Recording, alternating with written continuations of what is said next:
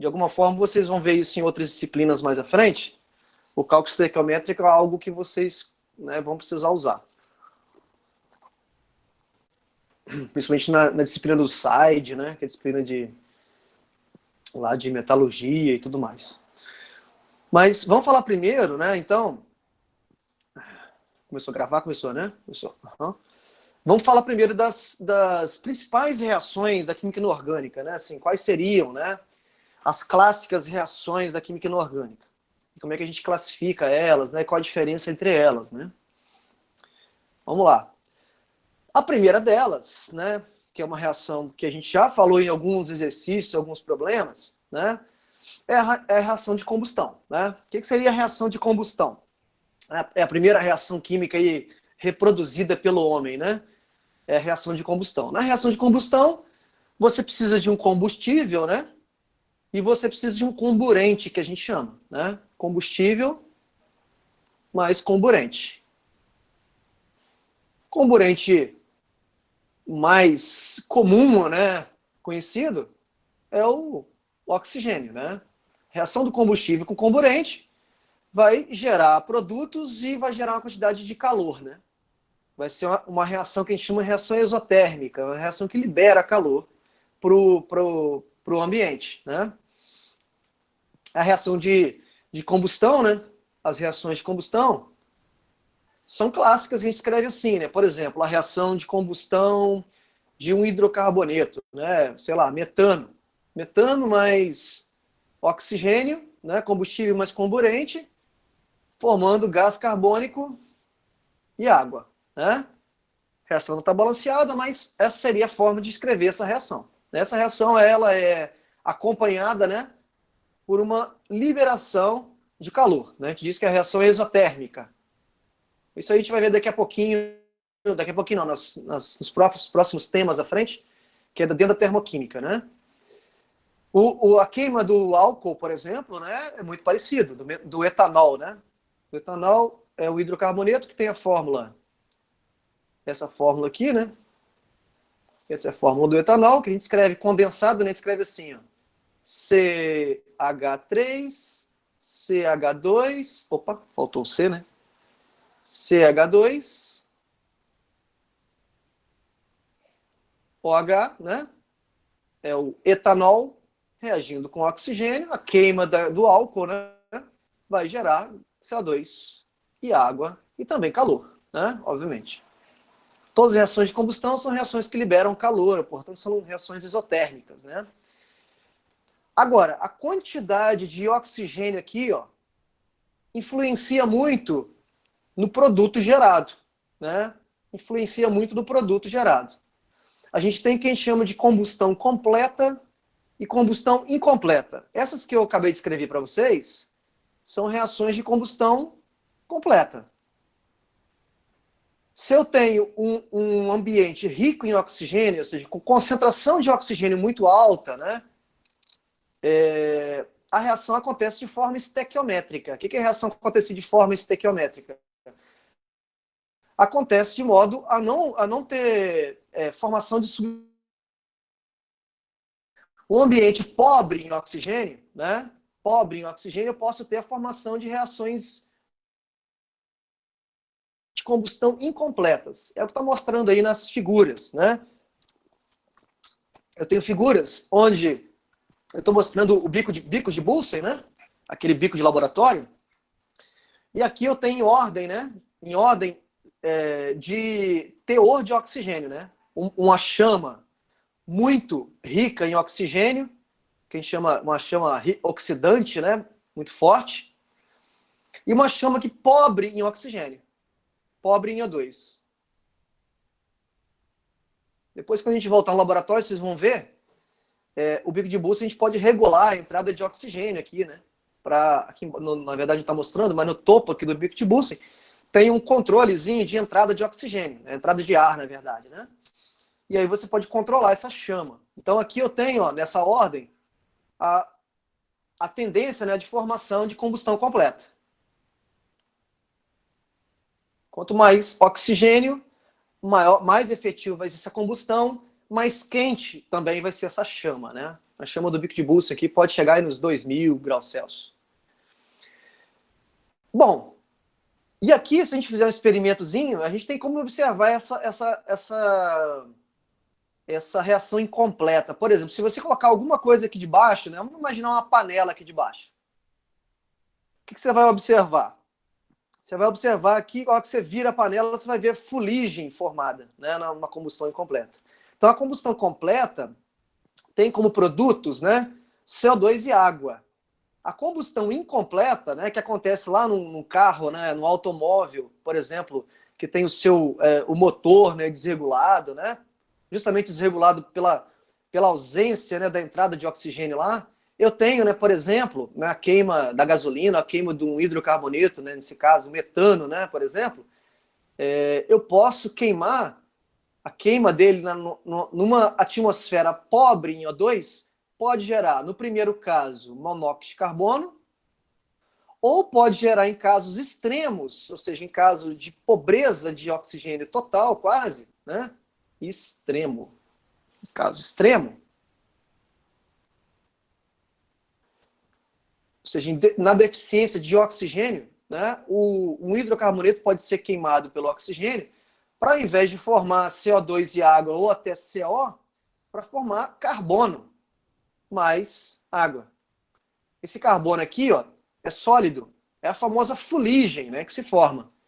A fuligem que se forma num cano de descarga lá, ou a fuligem que eu mostrei agora na chama aqui que a gente observa, é consequência de uma queima incompleta do seu combustível, né, do seu combustível.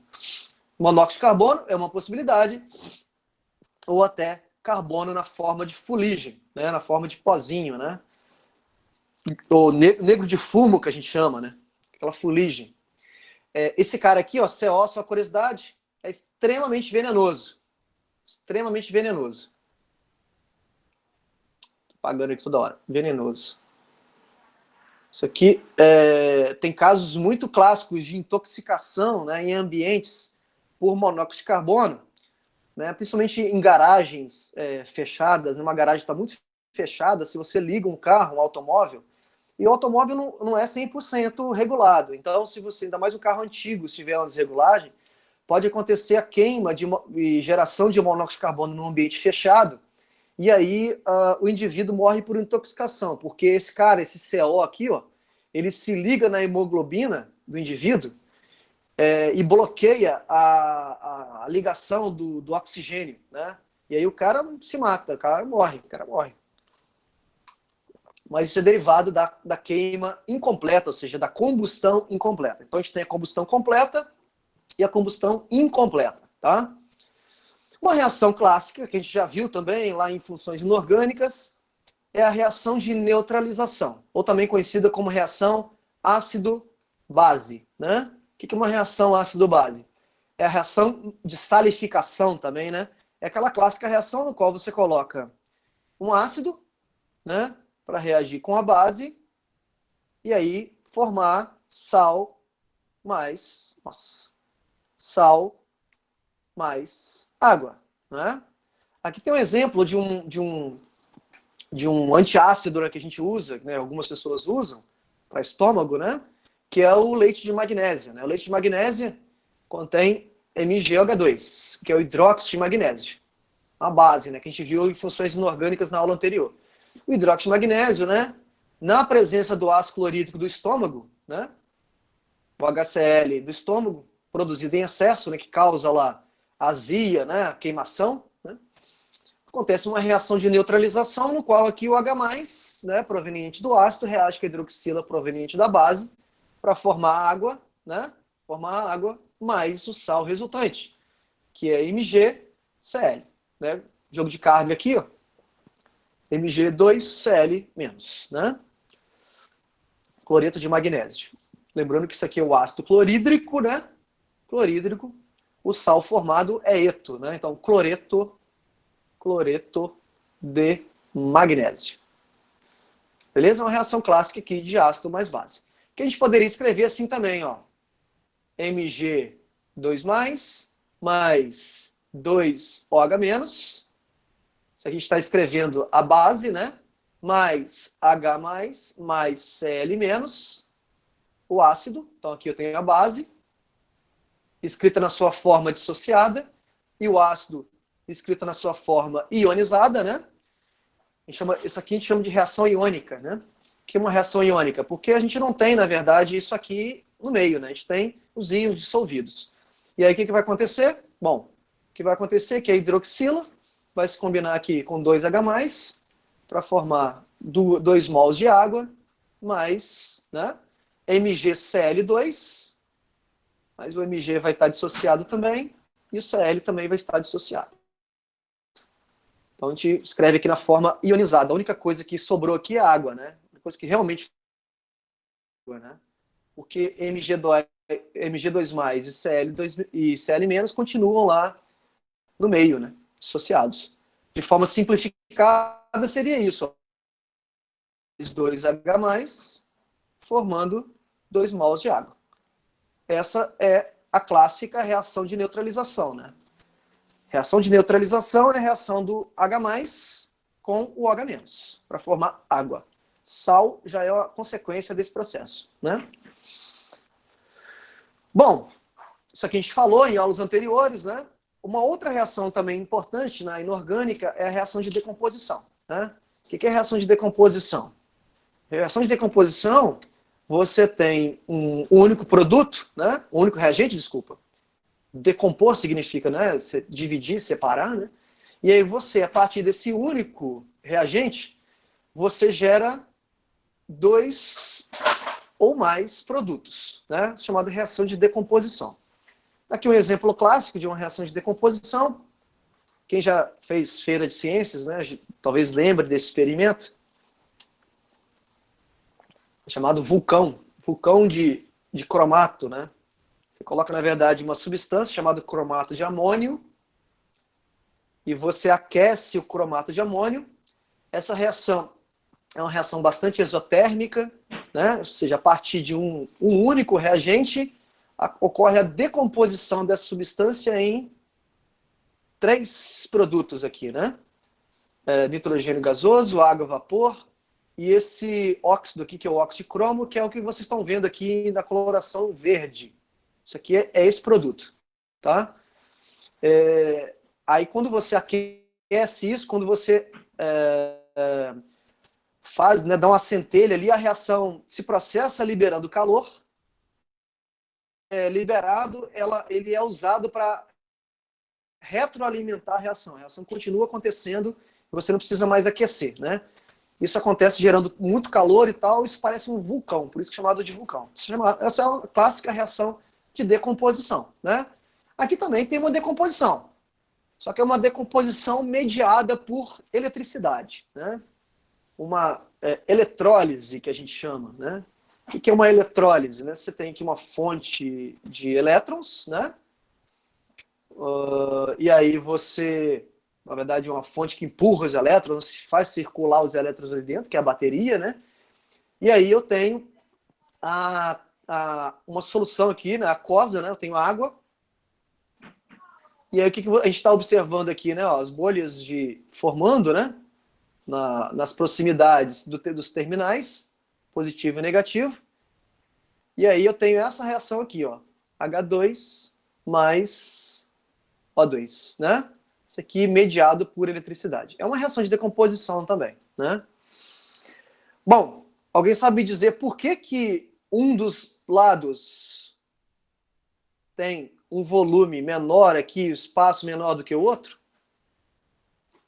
Alguém saberia me dizer qual é a hipótese para isso acontecer?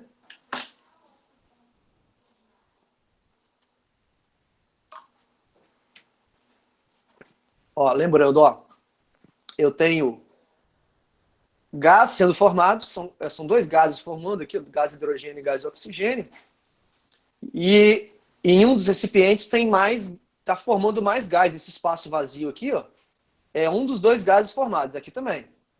A pergunta é, qual gás está aqui e qual gás está aqui? Alguém saberia dizer?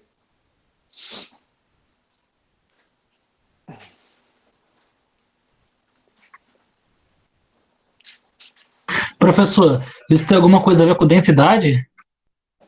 Não, tem a ver com a estequiometria da reação. Porque olha só, veja, 1 mol de água, se você balancear aqui, ó, tenho 2 hidrogênios aqui e tenho 2 oxigênios, tá vendo? Aqui eu só tenho.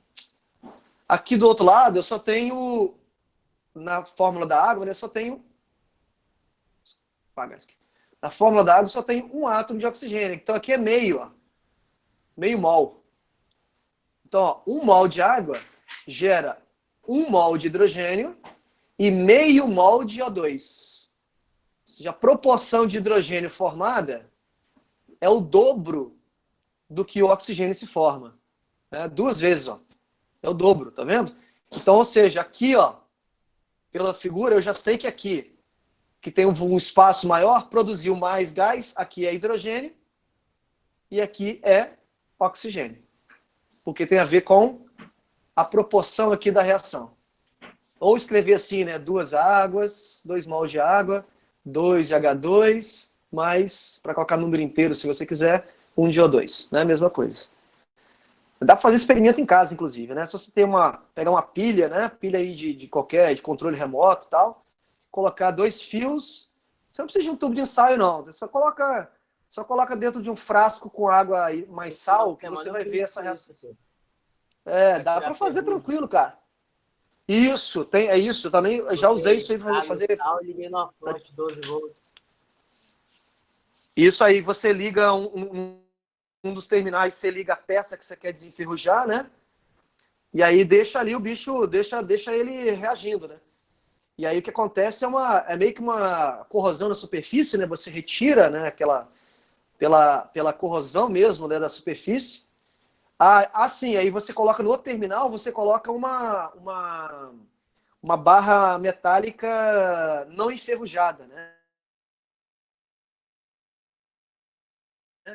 É com a barra não enferrujada, da barra enferrujada. Aí você faz uma troca ali no qual, além de fazer uma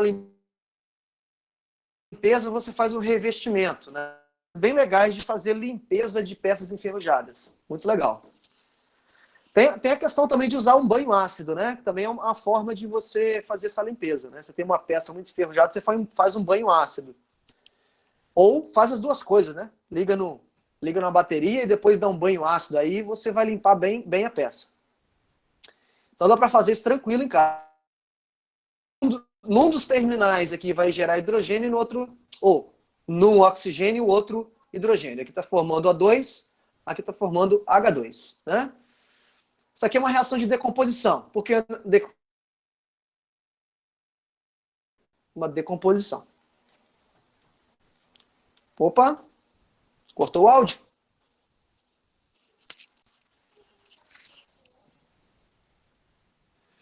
Essa aqui é a mais importante que eu queria falar. Ué, será que a minha internet está oscilando aqui? Peraí. Caramba, eu tô no 3G aqui, eu não tava sabendo no celular. Deixa eu só trocar aqui.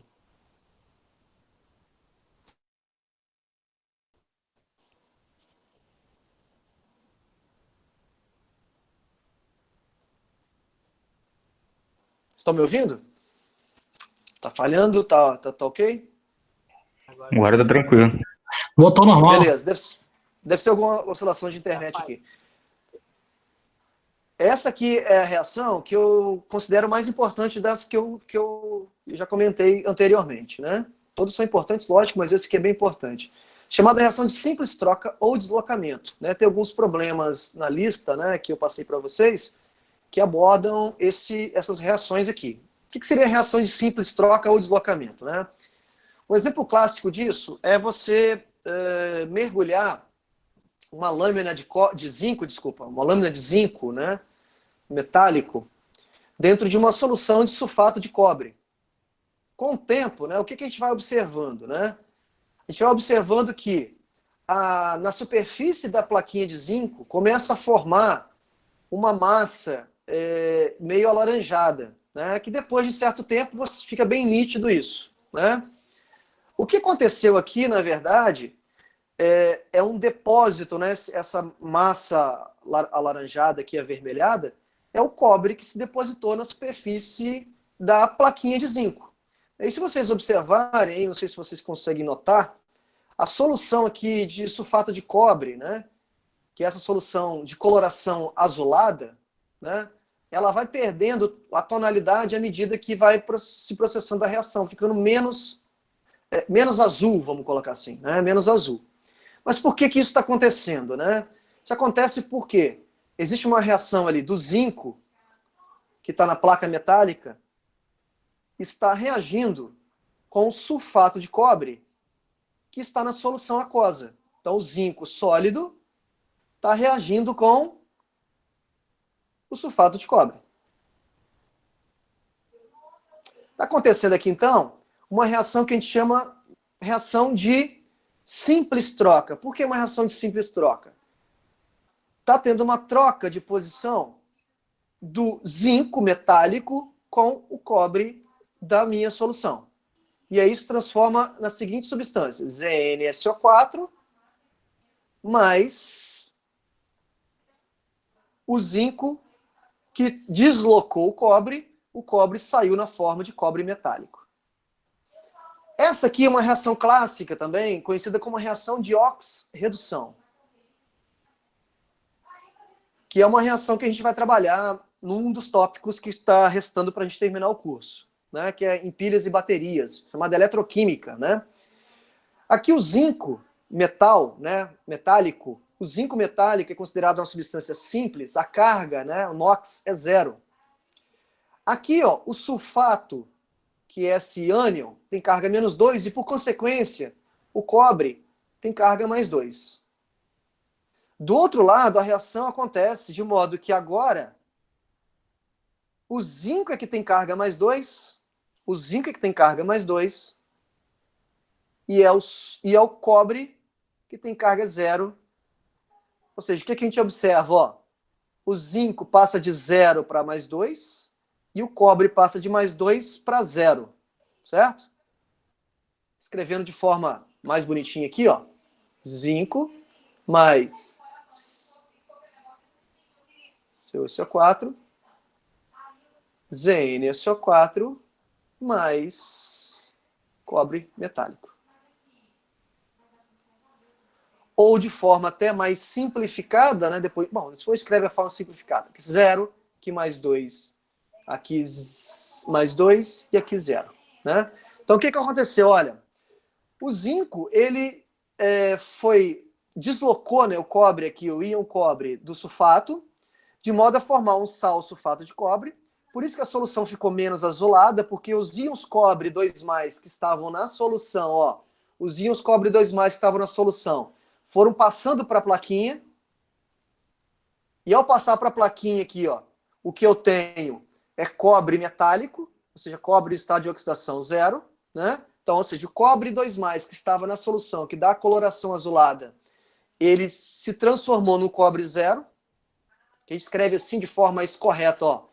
O zinco 0 se transforma em zinco 2+, aqui, ó. E com isso, perde, ó, 0, passa para +2, perde 2 elétrons. E o cobre 2+, que está aqui, ó, cobre 2+, recebe esses 2 elétrons e se transforma em cobre 0. Né? Montando aqui a reação única desses dois processos, né? Elétron corta com elétron. Zn0 mais cobre 2+, dando Zn2+ mais cobre 0.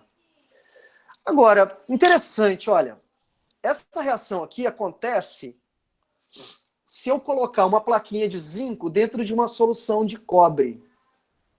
Mas se eu fizer o contrário, o inverso, nada acontece.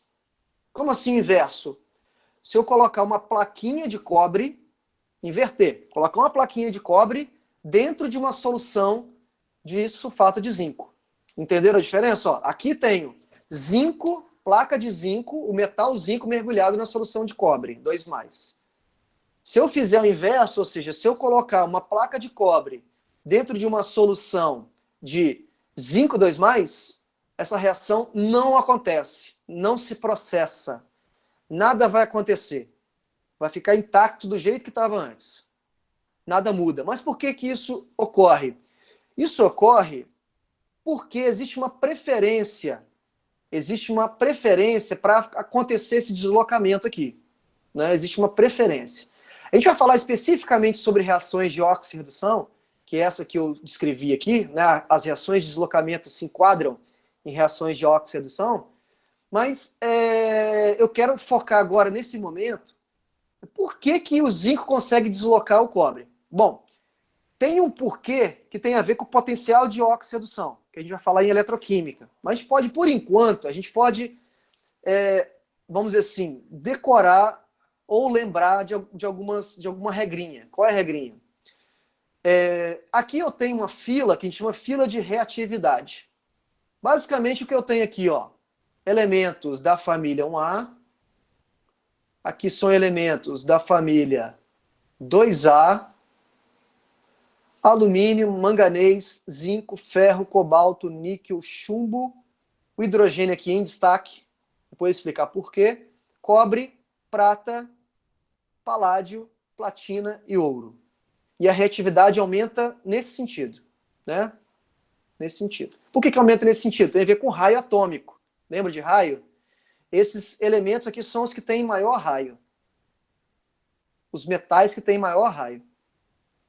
Então, raio aqui determinando mais uma vez essa questão da reatividade. E por que se eu colocar uma placa de cobre na presença de sulfato de zinco, por exemplo, o inverso lá, por que a reação não acontece? Por que o cobre não consegue deslocar o zinco? Né? Por que não acontece? Se eu olhar aqui na fila de reatividade, ó, o zinco está aqui e o cobre está aqui. Ó. Quem é mais reativo? O zinco. O zinco é mais reativo do que o cobre, não o contrário. E não o cobre que é mais reativo do que o zinco. Então o cobre não consegue deslocar aqui o zinco para formar ali a reação de simples troca. Então, para eu ver se a reação vai acontecer de simples troca ou não, eu tenho que olhar a fila de reatividade. Quer ver um exemplo aqui de reatividade? Se a gente colocar aqui, ó, isso aqui é sódio metálico, tá? Sódio metálico. Se a gente colocar sódio em água, vou escrever água dessa forma para ficar mais fácil. Água. Escrever HOH. Essa reação aqui, ela é uma reação de simples troca extremamente explosiva. Extremamente explosiva. Se eu pegar um pedacinho de sódio e colocar dentro de um recipiente com água, é uma reação extremamente exotérmica. Por que extremamente exotérmica? Porque o sódio, é um elemento químico que tem um raio muito grande e está aqui na fila de reatividade. Esqueceram do sódio aqui, mas está na família 1A, ó, Na. É um elemento... Ah, não, está aqui, desculpa. Está aqui. É um elemento extremamente reativo, né? De modo que ele consegue aqui, ó, consegue deslocar o hidrogênio que está onde? Ó, olha onde o hidrogênio está, na fila de reatividade. Então o sódio é muito mais reativo do que o hidrogênio. E o sódio desloca o hidrogênio para formar. Então, só você trocar aqui, ó, tira isso aqui do lugar, NaOH, mais H. Só que não existe H na natureza, o que existe é H2, né? Gás hidrogênio. Então essa reação acontece de forma explosiva, gerando hidróxido de sódio e gás hidrogênio. Gás hidrogênio. Aqui tem uma outra reação, ó, de deslocamento. Se você colocar um prego, que é ferro, por exemplo, dentro de uma solução de sulfato de cobre. Por que o ferro... Por que o ferro consegue deslocar o cobre? Olha aqui a fila de reatividade de novo, ó. Ferro está aqui, cobre está aqui, ó. Ferro está aqui e cobre está aqui. Quem é mais reativo? O ferro. Então o ferro desloca o cobre para formar cobre metálico e sulfato ferroso. Sulfato ferroso. Eu queria destacar, nessa reação aqui de deslocamento, né, a questão de ácidos. Por exemplo, se eu colocar dentro de um tubo de ensaio ácido clorídrico e colocar aqui um anel de ouro, e colocar ácido clorídrico no tubo de ensaio, e colocar aqui dentro um pedaço de, por exemplo, de alumínio. Então eu coloco no primeiro um anel de ouro e no segundo eu coloco alumínio. Será que vai acontecer reação química aqui? Bom, quais seriam as reações, né? Primeiro, né? Eu teria, ó, ouro reagindo com ácido clorídrico. Ou, no segundo, eu teria uma peça de alumínio reagindo com ácido clorídrico. Certo? Aí eu tenho que ir lá olhar a fila de reatividade. Será que o ouro, ó, desloca o hidrogênio? É sempre o cátion, tá, pessoal? Sempre o cátion aqui, ó. Será que o ouro consegue deslocar o hidrogênio? Vamos ver? A fila de reatividade, ó, hidrogênio está aqui, ouro está aqui. Quem é mais reativo? Hidrogênio.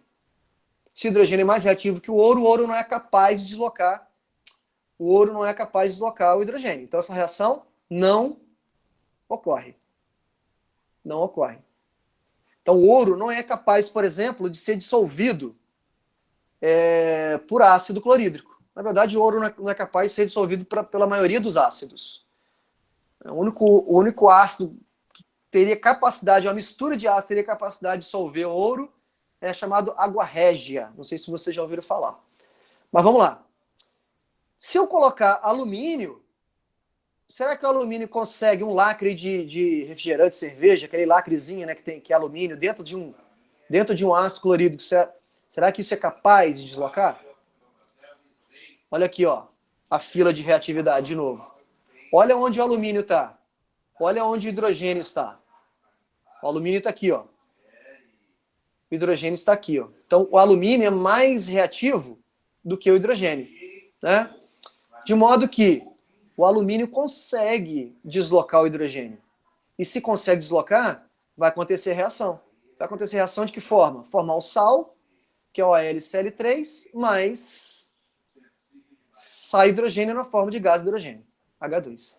Aqui eu tenho exemplos, né, de metais que são suscetíveis a reações com ácido clorídrico e metais que não são suscetíveis à reação com ácido clorídrico, baseado na fila de reatividade. Cálcio, magnésio, zinco, ferro, chumbo, cobre e prata.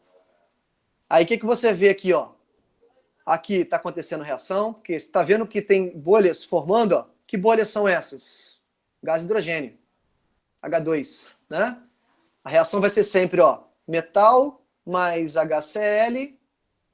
Se acontecer o deslocamento, vai formar um sal, né, com cloro do metal mais hidrogênio, o gás de hidrogênio, né? Então o que você vê aqui? Observa que nesses tubos, né, que tem bolhas, ocorre reação. Aqui no cobre já não está acontecendo mais, ó. Não acontece reação aqui. E na prata aqui, né, no silver, também não acontece reação nenhuma. Só do chumbo para trás, né? Por conta da fila de reatividade, ó. Chumbo tá aqui. Agora, o chumbo tá aqui, né? Ó, o magnésio tá aqui. Mais o que lá? Ferro que ele colocou, né? Zinco. Mas olha aqui, ó. Prata tá aqui. Mas quem mesmo? Cobre, né? Cobre também, ó. Que não consegue deslocar o hidrogênio, né? Então, ou seja, uma peça de cobre não é suscetível a ataque de ácido clorídrico.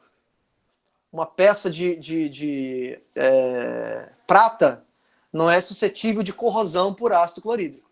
Mas uma peça de ferro, uma peça de zinco, uma peça de magnésio, chumbo, são suscetíveis ao ataque com ácido. Logicamente, a reação vai acontecer e vai dissolver, né? Vai dissolver esses metais aí, né? Com o tempo, esses metais vão perdendo massa e vão se dissolvendo para formar aqui o sal em questão, mais gás de hidrogênio. Beleza? Alguma pergunta? Perguntas? Bom, tem como a gente calcular, né? A gente vai ver em eletroquímica, calcular isso de forma, vamos dizer assim, mais concreta, né? Com argumentos, né? Por que uma reação acontece e outra não, né? Por enquanto, a gente, infelizmente, vai ter que lembrar dessa fila de reatividade. Mas, lá na eletroquímica, pelos potenciais de redução, vai ter como a gente fazer essa previsão aí mais numérica. né, mais quantitativo. Bom, tinha um vídeo aqui, mas o meu navegador que está bloqueado para vídeo. Vou cancelar isso. Vamos falar, então, sobre cálculos estequiométricos, tá? Começar a falar um pouquinho sobre cálculo estequiométrico. Então, antes foi só uma revisão bem rápida, né, de reações inorgânicas. E as principais reações inorgânicas, isso foi importante falar, porque tem alguns exercícios que eu selecionei que envolvem alguns conceitos aí sobre essas reações aí que eu listei. Mas, assim, para montar a reação mesmo, né, para montar, balancear, enfim, coisa bem simples mesmo, né, bem tranquila. O que eu gostaria de começar a falar na aula de hoje e terminar na aula de quinta, né, é um pouco exatamente sobre cálculo estequiométrico, que tem a ver, tá ligado aí com o tópico anterior, que é de reações. O que é um cálculo estequiométrico, né?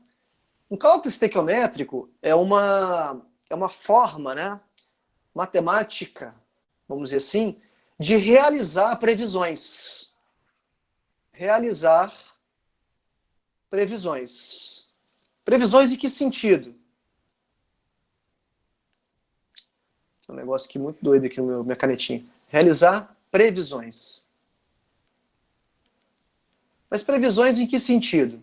Por exemplo, eu quero fazer um sabão em casa, né? Para fazer um sabão em casa, ou fazer um sabão, quais são os ingredientes necessários para se produzir? Muito simples, né? A fabricação de um sabão. Eu preciso de uma fonte de gordura, ou óleo, né? Sei lá, uma gordura animal, sebo, ou um óleo, qualquer óleo de abacate, né? Um óleo, sei lá, óleo de soja, né? E eu preciso de soda cáustica, né? Que é hidróxido de sódio. Isso é a base para fazer o sabão. Só isso já é o necessário para fabricar o sabão. Você vai, né, pega uma fonte de gordura, mistura com soda cáustica, né? E aí você produz o sabão que você quer. Você quer colocar um cheiro, você quer colocar um corante, enfim, aí é seu critério. Mas vejam, eu só consigo produzir um sabão de qualidade se eu souber quais são as proporções que eu tenho que colocar de óleo e gordura, né, e soda cáustica. Por quê? Se eu coloco muita gordura e falta soda cáustica, eu vou ter um sabão que vai dar pouca espuma e um sabão com excesso de gordura, que não vai fazer o efeito desejado. O contrário, se eu coloco mais soda do que gordura ou óleo, eu vou ter um sabão extremamente corrosivo, né? Um sabão que vai ter muita base em excesso sobrando, e aí eu vou ter um sabão corrosivo, que vai detonar uma roupa, um tecido e tudo mais, né? Pode falar. Alguém abriu o microfone aí, quer perguntar?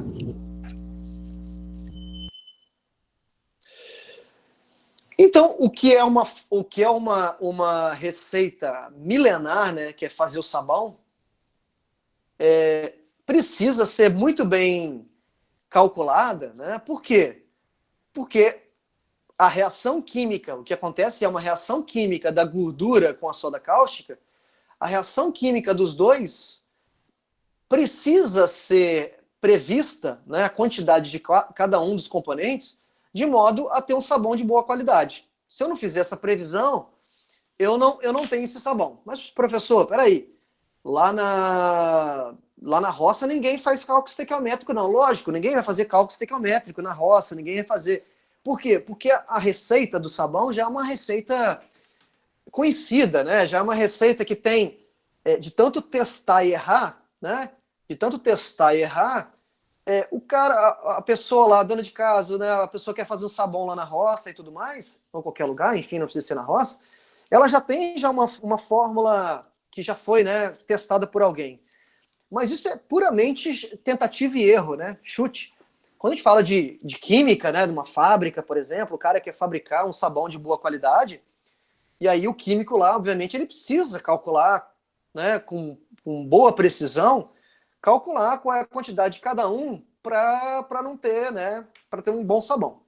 Isso estou falando de sabão, mas isso se aplica em outras coisas. Né? Só estou tentando contextualizar para vocês o que seria cálculo estequiométrico, né? E aí vocês vão ver muito na área de vocês, né, a produção de aço, por exemplo, né? A produção de aço, né, utiliza o quê? Calcário, utiliza carvão e utiliza minério de ferro, né? Essa reação química, né, ela acontece da combinação desses componentes, e não só isso, pela presença, né, de oxigênio ali, né, no forno, né, num alto forno. E essas quantidades, né, de carvão, de oxigênio, de minério, de calcário, essas quantidades precisam ser muito bem calculadas, né, para gerar um aço de boa qualidade, né, para gerar o que chama de ferro gusa, né, para produzir o ferro que vai ser a base para o aço, né. Então, isso também, o cálculo estequiométrico, é algo corriqueiro dentro de uma siderurgia, por exemplo, né. Você precisa calcular essas proporções de modo a não ter um ferro, né, uma liga de ferro bem interessante, né, com a dureza boa e tudo mais. Um motor de um automóvel, né, de um carro com injeção eletrônica, por exemplo, funciona com base no cálculo estequiométrico, né? Eu tenho lá os bicos injetores, e esses bicos injetores permitem, né, a entrada de ar ali dentro de forma muito bem calculada, né? De forma que não ocorra nem sobra, nem excesso de oxigênio, nem falta de oxigênio, para ter uma queima completa, né? A gente viu combustão completa e incompleta aí atrás, para não ter uma queima de modo a ter gasto muito elevado de combustível, né? Para não ter consumo elevado de combustível, porque se eu tenho muito oxigênio, eu tenho uma queima muito acelerada, ou também o contrário, né? Para não ter uma queima incompleta desse combustível, para ter um rendimento do automóvel, né, energeticamente falando, para ter um rendimento bom. E isso envolve, de novo, cálculo estequiométrico, né? Envolve cálculo estequiométrico. Qual é a teoria que está por trás do cálculo estequiométrico? Bom, a teoria básica do cálculo estequiométrico não é muita teoria, mas é basicamente duas leis ponderais. A lei de Lavoisier, que vocês já ouviram falar, né, já conhecem, e a lei de Proust. O que seria, né, recapitulando as duas leis? Se eu colocar para reagir 2 gramas de hidrogênio com 16 gramas de oxigênio, né? E se eu considerar que a reação entre os dois, hidrogênio e oxigênio, é completa, pela lei de Lavoisier, 2 com 16, eu vou produzir necessariamente 18 gramas de água, né? Se eu considerar agora uma segunda reação, no qual eu coloque 4 gramas de hidrogênio,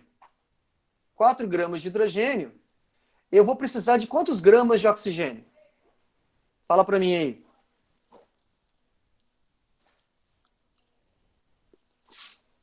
Pode escrever também. Se eu colocar num segundo experimento, não 2 gramas de hidrogênio e colocar 4, quantos gramas de oxigênio eu vou precisar? 32. Isso aí, tudo bem. 32 gramas. Pela lei de Lavoisier, 18, se eu estou dobrando aqui, ó, né? Se eu estou dobrando a quantidade, isso aqui vai dobrar também. Isso vai dar 36, né? Bom, a lei de Lavoisier também está sendo obedecida, porque 4 mais 32 é igual a 36. Se eu colocar 48 gramas de oxigênio, quantos gramas de hidrogênio eu vou precisar?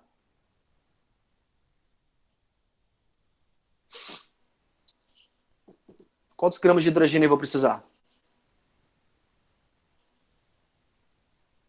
6. Isso aí.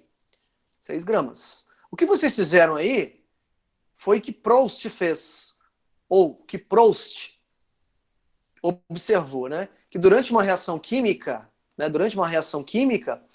não há, existe uma condição que é de uma proporção entre reagentes e produtos. Né? Se você, por exemplo, dividir 2 por 4, 16 por 32, 18 por 36, isso vai dar um número fixo, que é 0,5, né?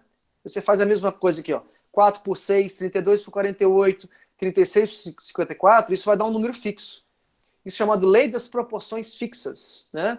Que foi observada por Proust. Mas, de certa forma, aí o que vocês fizeram, né? Fizeram uma regrinha de 3, não é isso? Só que aqui tinha números fáceis, né, de se observar. Fazendo regra de 3, a gente consegue chegar a essa conclusão aqui, né, do x, por exemplo.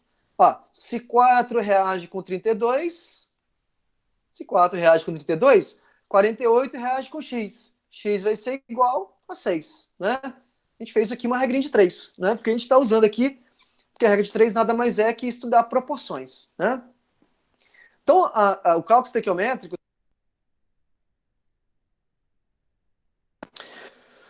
Vamos lá. Aí, como é que se dá um problema de cálculo estequiométrico, né? Como é que é um problema prático de cálculo estequiométrico? Por exemplo, eu tenho o minério.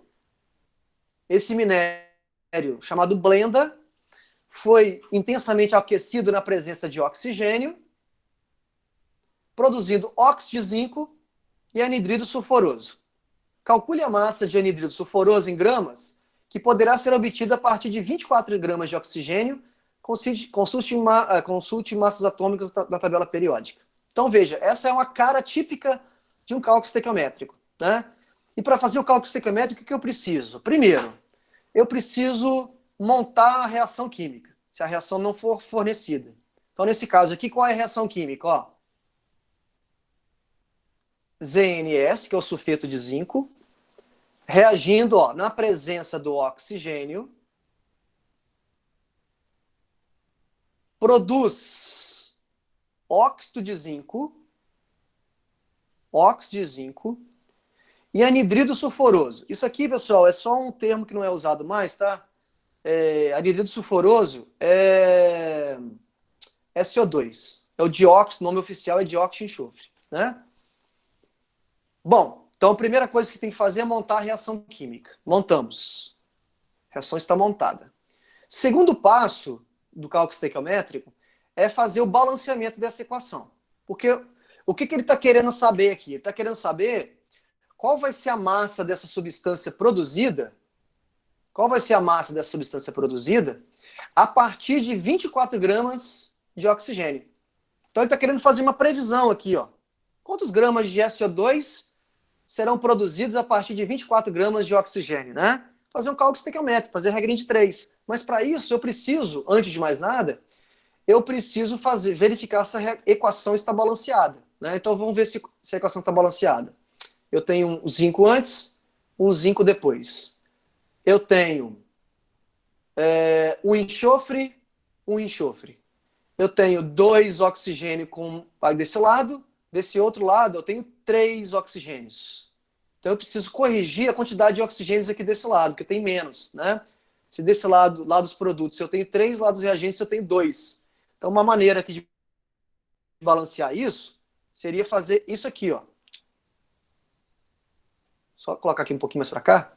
Colocar aqui, ó, 3 sobre 2. Né? 3 sobre 2. 3 sobre 2 vezes 2 dá 3. Né? Aqui vai dar 3, do lado de lá tem 3.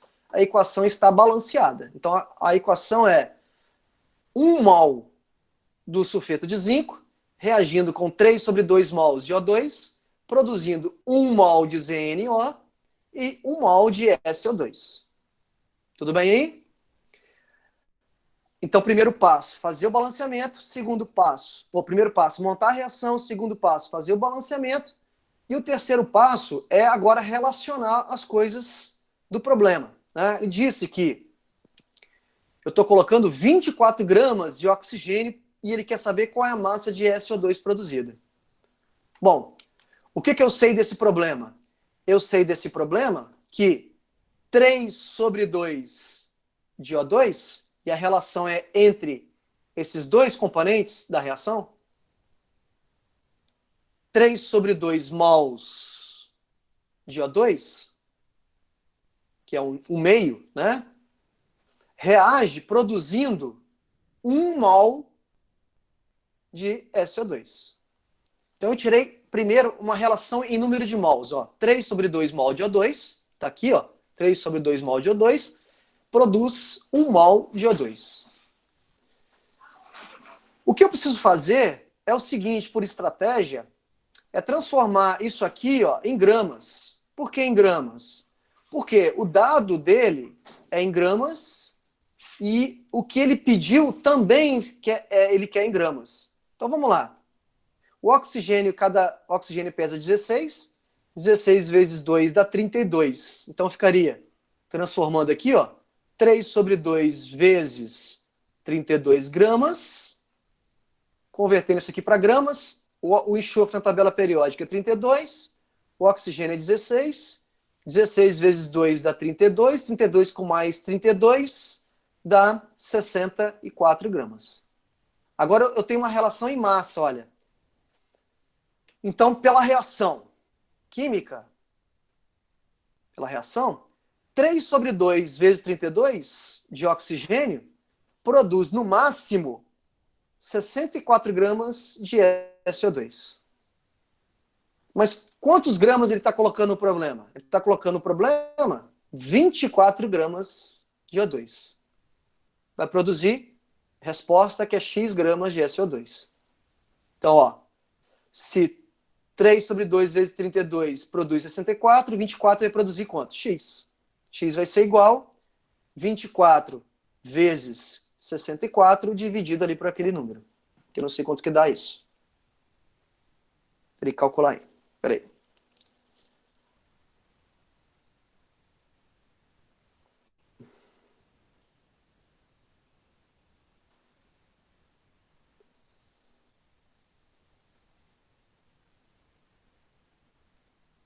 Se eu não me engano, dá 72 gramas.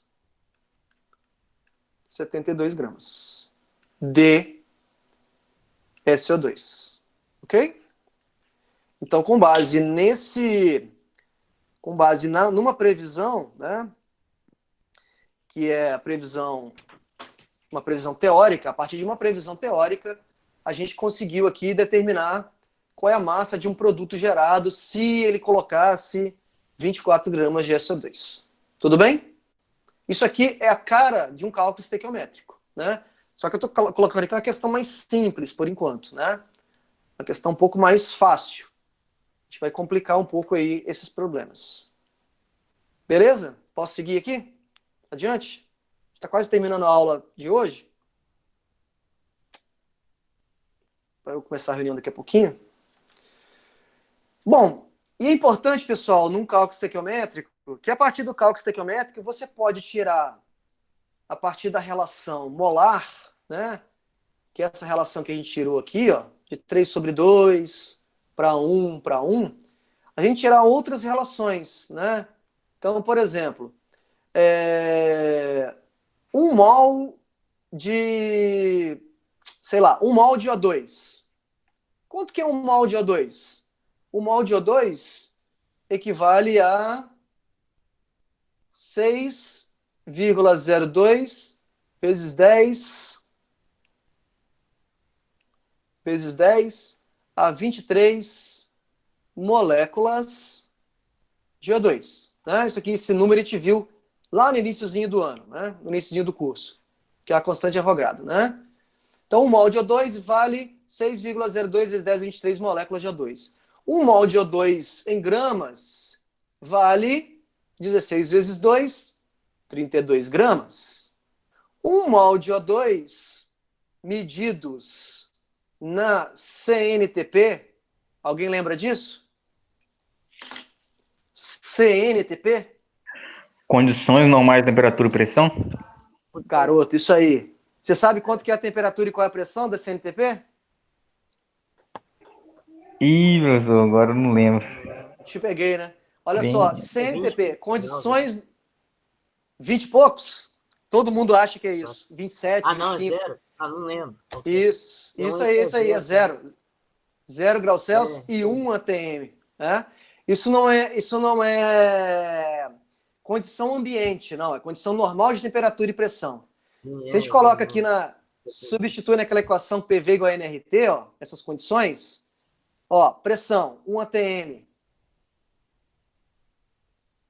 Volume, quero descobrir. N é o número de mols, que é 1 aqui, ó. 1. Vezes R, que é a constante 0,082. Vezes a temperatura, 0 graus Celsius, mais 273, né? Está em Kelvin. Você vai achar que o volume ocupado por um gás nas condições normais de temperatura e pressão. Isso vai dar 22,4 litros, fazendo essa continha aqui, ó. Ok? Ou seja, qualquer gás, não importa qual, se é H2, O2, se é CO2, se é metano, se ele estiver na CNTP, 1 mol dele vai ocupar um volume de 22,4 litros, desde que esteja a 0 graus Celsius e 1 atm, tá bom? Então, a partir de 1 mol, você pode tirar outras relações, ó. Você pode tirar uma relação em número de moléculas, você pode tirar uma relação em massa, você pode tirar uma relação em volume de gás. Se eu multiplico aqui, ó, se são 2 mols, por exemplo, de oxigênio, são 2 vezes 6,02, são 2 vezes 32, são 2 vezes 22,4. A proporção se mantém, né? Bom, por que eu estou dando esse panorama aqui, essa revisãozinha? Porque em cálculo estequiométrico, às vezes você quer achar um determinado dado em número de moléculas. Ou o problema te dá o dado em número de moléculas. Ou o problema te dá em massa e te pede moléculas. Ou o problema te dá em volume e te pede massa. Então depende. Depende do problema, né? E o que eu quero fazer, começar hoje e terminar na quinta-feira, é resolver alguns problemas diferentes, né? Envolvendo essas situações aí. Mudando um pouco essas situações. E não só mudando essas situações, mas também fazendo o cálculo estequiométrico da vida real. Qual que seria o cálculo estequiométrico da vida real? Na vida real, primeiro, o reagente não é puro. A gente tem reagentes que são impuros.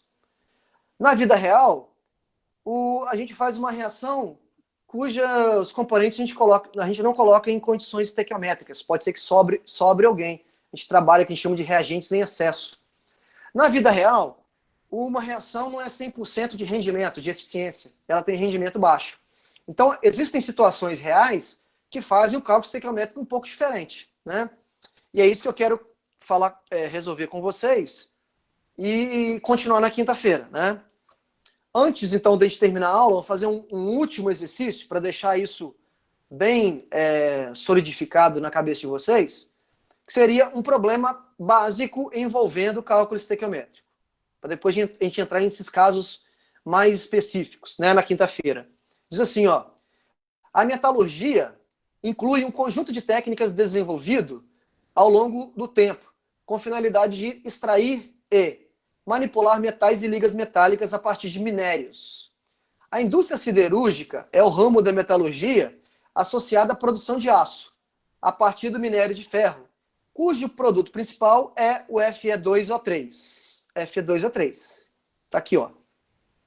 Que é hematita, que é o minério que contém, né, esse óxido aqui chamado óxido de ferro. Essa conversão pode ser representada pela equação. Lógico que ele está simplificando aqui, ó. O óxido de ferro reagindo com o monóxido de carbono. CO2. 3 mols de CO2. Então, a primeira coisa que a gente tem que ver no cálculo estequiométrico é montar a reação. Nesse caso, a reação já está montada. Segundo passo é ver se a reação está balanceada. Então, vamos ver. 2 ferros antes, 2 ferros depois, 3 oxigênios aqui com mais 3 do CO, 6. 3 vezes 2 aqui vai dar 6. Então, 3 carbonos, a reação está balanceada. Ótimo, ótimo, está balanceada. Então, vou só reescrever a reação aqui, ó. Fe2O3 mais 3 de CO, produzindo 2 de Fe mais 3 de CO2. Beleza? Aí a questão agora entra na parte numérica, né?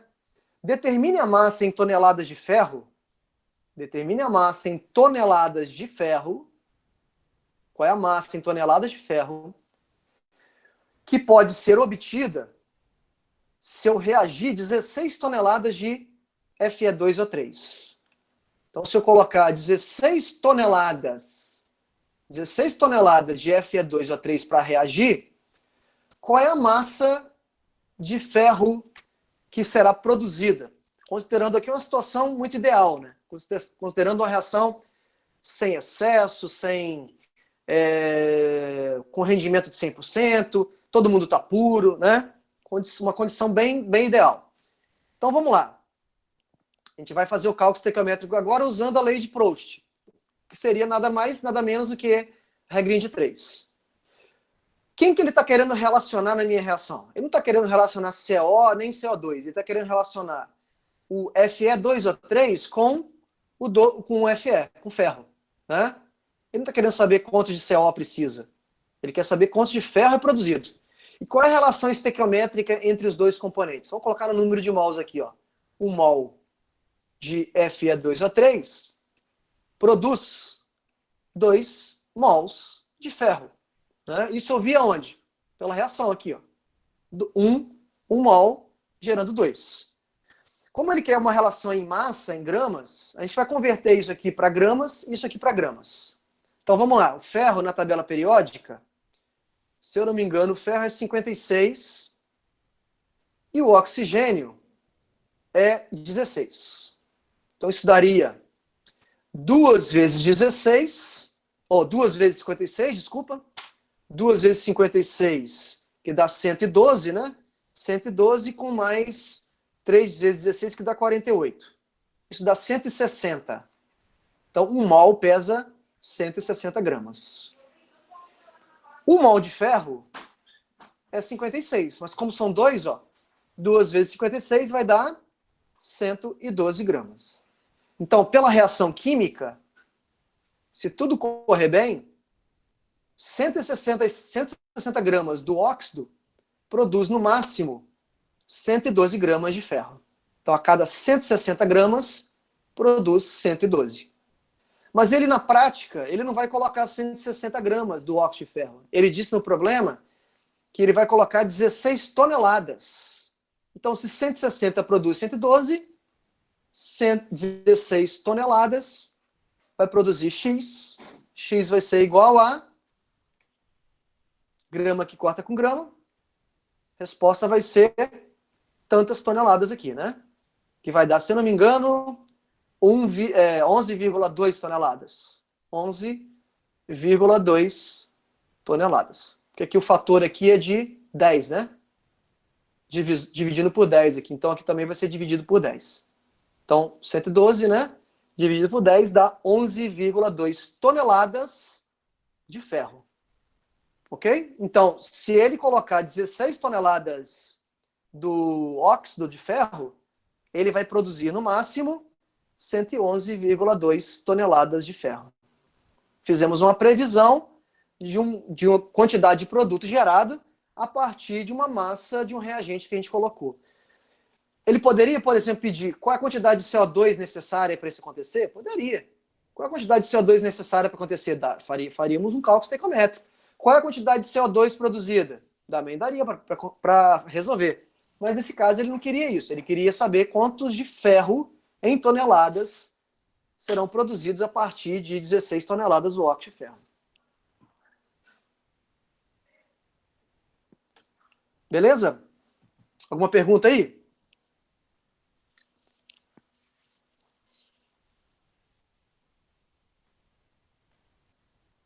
Na quinta-feira a gente vai avançar, né, nos problemas e resolver vários problemas diferentes, né, envolvendo essa temática aí que é do cálculo estequiométrico. Tá bom? Por hoje seria só mesmo essa questão das reações mais tradicionais da química inorgânica e essa introdução de cálculo estequiométrico. Sim, Matheus. São 2 tópicos que a gente vai trabalhar. Grau de pureza e rendimento. Mas eu vou trabalhar com vocês na forma de exercícios mesmo, na forma de problemas, tá? Para ficar mais fácil, mais dinâmico o entendimento. Isso, aplicado à estequiometria, tá? Isso aí. até agora, né, o que eu fiz aí foi um problema, 2 probleminhas de cálculo estequiométrico, mas problemas muito teóricos, né? Problemas assim que não tem muita questão experimental envolvida, né? Como eu disse, pode acontecer do reagente não ser puro, pode acontecer de ter reagente em excesso, pode acontecer de ter rendimento de reação diferente de 100%. Isso a gente vai ter que abordar em problemas diferentes, tá? Eu quero só que vocês entendam essa parte mais introdutória aqui para quinta-feira a gente fazer problemas mais diferentes, avançados aí, envolvendo essas questões que você levantou aí, tá bom?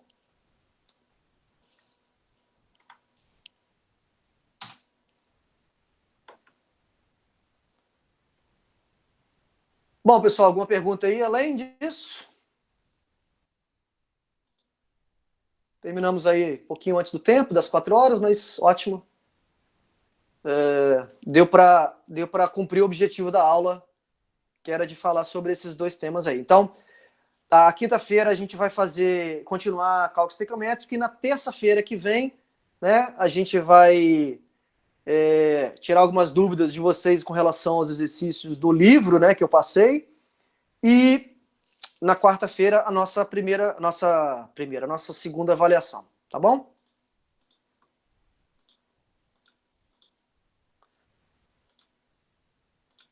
Não tendo mais perguntas, vou parar de gravar aqui.